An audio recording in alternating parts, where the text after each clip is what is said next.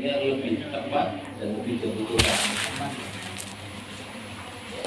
Nah, karena itu di ayat-ayat tentang sedekah, infak 261 sampai 274 Al-Baqarah itu ada dua pilihan, mau meminjamkan, menghutangi, ya, atau tidak memberi, itu pilihan. Tapi yang paling tepat mana nih harus tahu persis, tidak bisa dihukumi sama untuk setiap orang. Ada satu kesempatan tuh Nabi diminta oleh orang dikasih, diminta lagi, dikasih lagi, minta lagi, dikasih lagi, hatta nafida fi yadihi, sampai tidak ada lagi yang bisa diberikan. Nafida fi yadihi itu tangan Nabi sampai kosong, tidak ada apa-apa bisa dikasihkan. Tapi masih minta juga orang itu.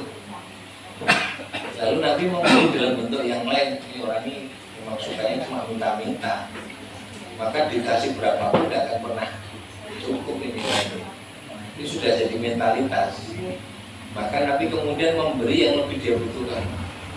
Nabi kemudian bersabda, barang siapa merasa cukup dengan karunia dari Allah, yughnihi Allah akan cukupi kebutuhannya. Barang siapa menjaga dirinya dari menjaga kemuliaan dirinya, maka Allah akan memuliakannya. Kan sebenarnya kalimat nasihat orang yang terus saja minta tadi. Selama ini kok terus minta, berarti kamu tidak pernah merasa cukup dengan karunia dari Allah. Maka selama itu kamu tidak akan pernah tercukupi. Jika benar memintanya itu karena memang ada sesuatu yang dia butuhkan untuk dicukupi, maka kalau dia merasa cukup dengan karunia Allah, Allah akan cukupi kebutuhannya. Dan faktanya kok terus minta, berarti dia tidak pernah merasa cukup dengan karunia Allah. Ya. Orang seperti ini adalah orang fakir yang sesungguhnya. Terus perilaku meminta-minta itu perilaku yang buruk, yang hina. Maka Nabi mengungkapkan dengan kalimat, barang siapa menjaga kemuliaan dirinya, Allah akan memuliakannya. Itu kan menyinggung dia dalam bentuk nasihat agar jangan suka minta-minta, berlari menggunakan dirinya sendiri. Nah, maksud saya adalah ada orang yang meminta pinjam itu sudah dari karakter yang melekat, yang bahkan temblungin jilid ini meratau galeri, disebutkan kok ngemplang gitu. Nah, ini perilaku yang sangat buruk. Ya, kenapa? Dia menghinakan dirinya satu, yang kedua merugikan banyak orang, karena hak orang lain diambil. Ya, dengan cara yang tidak benar, itu melakukan kebohongan. Nah, tentu perilaku yang salah dan hina ini nggak boleh dibiarkan. Maka sikap paling tepat tentu menghentikan perilaku buruk orang itu. Apakah kita nasihat atau bahkan dalam bentuk tindakan. Kalau ini sudah mendatangkan madharat atau bahaya bagi banyak orang, ya tidak bisa dibiarkan. Harus diupayakan untuk menghentikan dan menghalangi, jangan sampai dia terus melakukan kejahatan itu. Nah, yang nggak ngerti kan ini kasus khususnya seperti apa, orangnya siapa, kan ini ada orang datang kita juga nggak kenal, tapi orang zaman saat ini pintar lah ya. Sebelum datang ke kita itu kan dia mengumpulkan data tentang diri kita, sehingga seolah-olah sudah kenal kita sangat lama dan kita menjadi yakin orang ini. Kalau kita harus ngomong nggak kenal dia jadi malu, jadi aku yang lari kan gitu, padahal benar-benar nggak kita kenal. Tapi untuk menimbulkan kepercayaan, dia mencari data, menyebut nama orang terdekat kita, aktivitas yang kita lakukan dan sebagainya, timbul kepercayaan, membuncit, dijilid kan modus-modus penipuan. Kalau kasusnya seperti ini ya nggak boleh kemudian kita ya memberi karena berarti membiarkan orang itu terus melakukan kebohongan. Nah, jadi pengambilan keputusan hukum itu juga nanti melihat pada makosid syariah, maksud dari pensyariatan, tidak semata-mata pada aktivitas lahiriah. Kasus pencurian, hukum yang ditetapkan kan potong tangan yang mencuri. Tapi tatkala kasusnya yang mencuri ini memang nggak punya apa-apa, sudah benar-benar kelaparan, yang dicuri itu tombol cerdait, jelas nggak pernah peduli memberi sedikit pun, sampai kemudian dia terpaksa mencuri sekedar untuk bisa makan. Ini kasusnya di masa Umar kan. Akhirnya yang dihukum siapa? Justru yang dicuri, bukan yang mencuri. Bisa berubah hukum itu dengan mencermati kasusnya seperti apa. Karena maksud pensyariatan potong tangan tadi agar jangan ada hak orang lain diambil secara zalim. Nah ini ada kemungkaran yang jelas orang ini miskin sampai makan saja nggak bisa, nggak pernah peduli tetangga dekatnya ini, sampai terpaksa mencurinya itu sekedar untuk memenuhi kebutuhan makannya. Dan ini kan berarti sing kebangetan sing duwe, ya nggak peduli dengan orang miskin ini. Makanya dijatuhi hukuman justru yang dicuri, karena ini yang lebih selaras dengan syariat agama. Bisa seperti itu kan adanya. Jadi tadi jawabannya ini bergantung unsur-unsur lagi dicermati.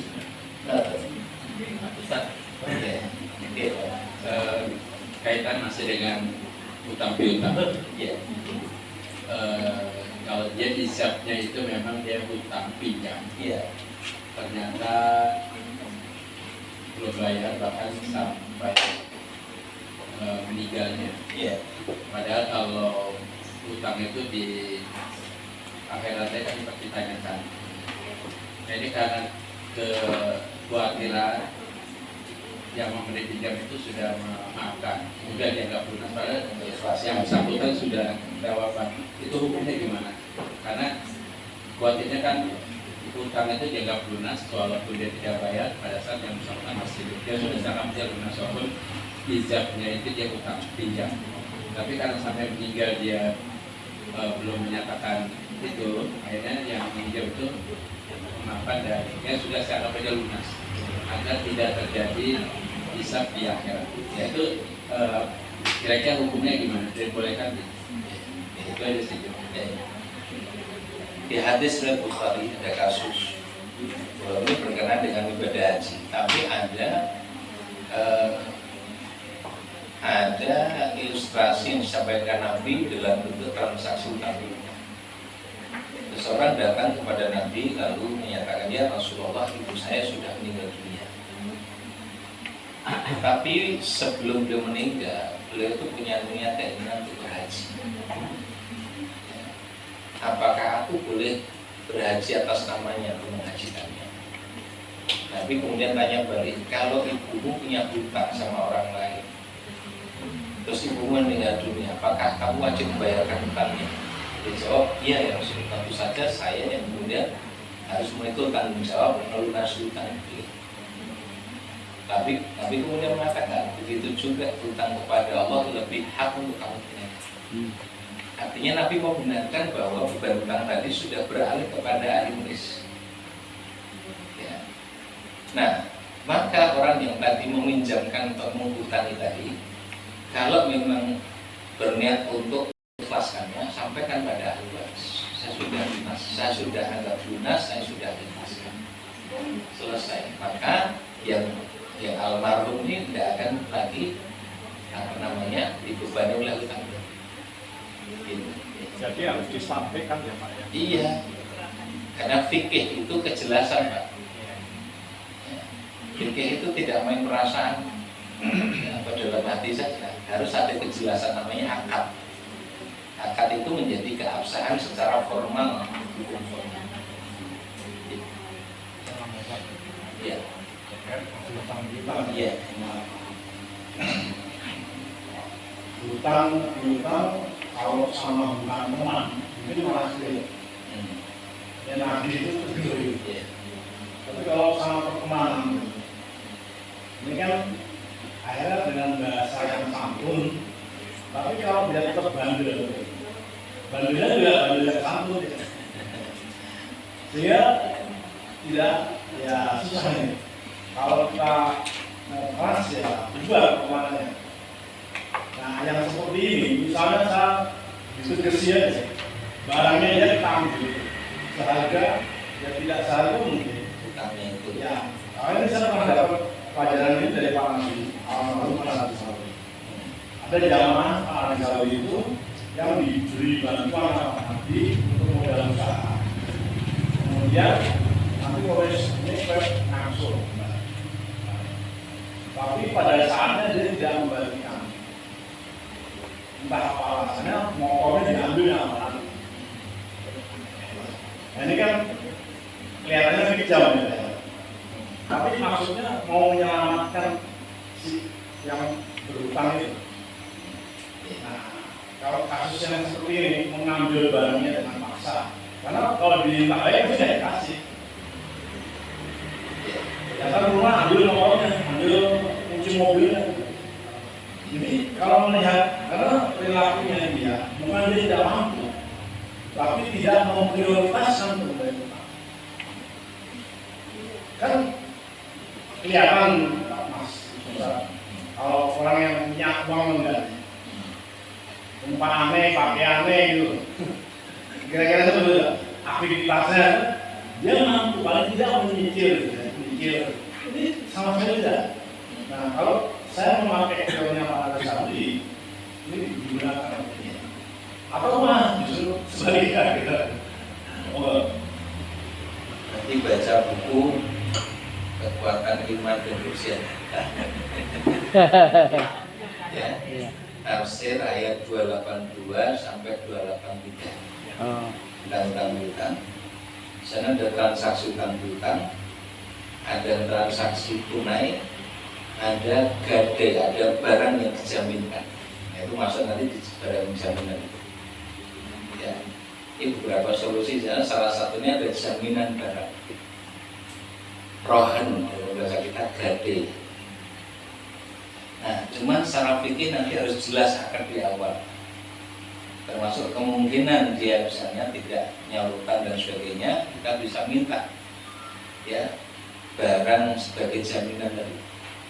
Ada nanti di ayat 282 akhir atau 283-nya. Ya. Nah, tetapi juga ada solusi yang lain jika saling percaya. Nah, ini juga tetap dibuka peluang ada saling percaya itu, tapi diingatkan betul untuk takut kepada Allah. Ya. Nah, ini di bagian 283 ini. Ayat 283, tetapi jika sebagian kamu mempercayai sebagian yang lain, hendaklah yang dipercaya itu menunaikan amanahnya, hutangnya, ya. Dan hendaklah dia bertakwa kepada Allah Tuhannya. Dan janganlah kamu menyembunyikan kesaksian, karena barang siapa menyembunyikannya itu bisa jadi bersaksi palsu, melakukan informasi yang tidak benar. Karena sudah saling percaya itu, karena kemudian kan tidak ada data tertulisnya. Kemudian dia memberikan kesaksian yang tidak benar. Dan diingatkan melalui siapa menyembunyikannya sungguh hasimun qalbu, hatinya kotor, itu berdosa. Allah tahu apa yang kalian kerjakan. Ya. Jadi tetap saja upaya secara hukum formal untuk bisa memastikan orang itu melaksanakan kewajibannya itu kita gunakan. Tapi kalau memang saling percaya pun boleh, tetap, walaupun itu ada kemungkinan orang kemudian melakukan pelanggaran. Nah, yang ditanamkan adalah rasa takut dan takwanya kepada Allah Subhanahu wa Ta'ala. Memang susah, nggak bisa memaksa. Kalau sudah di awal sudah saling percaya, tidak ada transaksi tertulis yang menjadi alat yang dibutuhkan nanti untuk bisa merujuk, ya sudah di awalnya mungkin di halaman itu ya kita ambil pelajarannya, sudah diserahkan pada Allah saja. Nah, tapi kalau kita khawatir ada pihak yang tidak melaksanakan amanah, maka tentu lebih tepat ada pencatatan, ada saksi, ada membuktikan. Nah, kan jika dipandang perlu tadi ada barang yang bisa dijaminkan dan sebagainya. Nah, saya kira itu. Jadi tetap dalam konteks fikih itu harus ada kejelasan dari awal akadnya sendiri apa. Resikonya hilang teman. Iya, pasti nggak ini loh.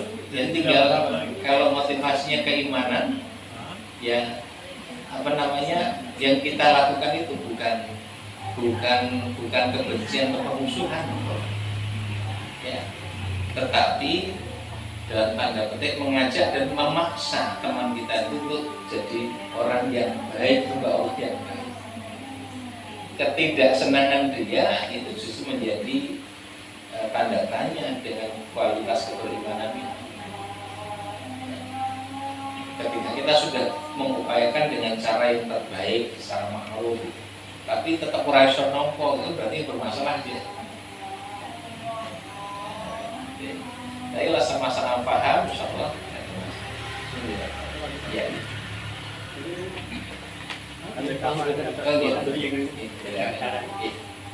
Jual beli ternyata dalam transaksi itu pembayarannya belum selesai. Ya. Menurut satu pihak, karena ini nggak ada perjanjian. Tapi menurut satu pihak sudah selesai. Gitu. Nggak selesai. Pihak penjual belum, ini pembayarannya belum selesai. Tapi dari pihak yang membeli sudah, ini sudah bayar untuk ini dan termasuk untuk biaya.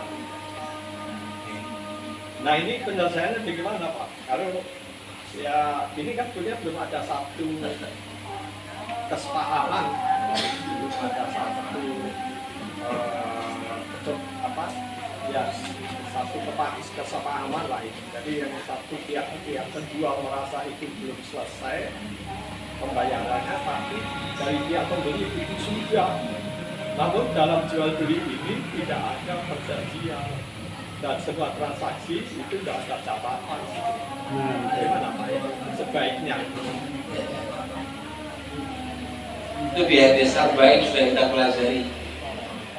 Dalam kasus hukum itu yang mendakwa menuduh harus punya bukti, ya harus ada saksi. Yang menolak tuduhan, menolak dakwaan harus berani bersumpah demi Allah. Gitu. Di hadis arba'in ada itu kan? Nah kalau tidak ada bukti, tidak ada saksi, ini juga nggak berani bersumpah, ya nggak bisa diselesaikan. Secara formalitas fikih nggak bisa diselesaikan. Tapi bukan berarti tidak kena hukum, pasti kena hukum Allah. Seperti ini, siapa yang menyembunyikan kesaksian maka dia berdosa. Dan Allah Maha mengetahui apa yang kalian kerjakan. Akhirnya kembalikan pada Allah yang Maha. Nah, mau diterapkan hukum yang ada secara manusia, antar manusia tadi, atau kita merasa bisa lari dari hukum itu, tapi faktanya nanti pasti tetap akan kena hukum Allah.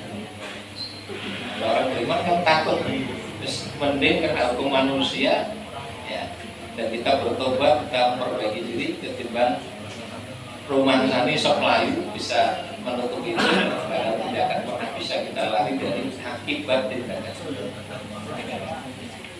Mau mengurangi mana tetap rawat di, iya, dia tetap memilih jalan apa nih, curang, jalan khianat, ya sudah pasti dia akan kena akibat.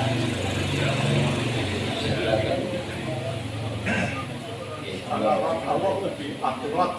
Iya, pasti.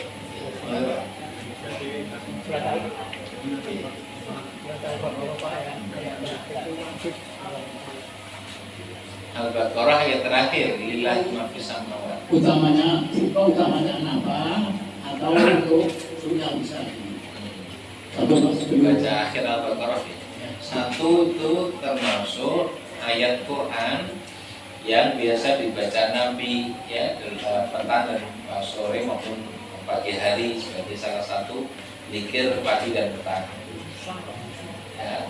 Kemudian yang kedua, akhir atau penutup Al-Baqarah bersama dengan Al-Fatihah, ini dua hal yang pernah diungkap oleh Nabi sesuatu yang belum pernah diberikan pada siapapun dari Nabi dan Rasul sebelumnya. Lalu barang siapa ya memohon kepada Allah dengan apa-apa yang ada di dalam dua, baik Al-Fatihah maupun penutup Al-Baqarah itu, maka tidak akan ditolak oleh Allah.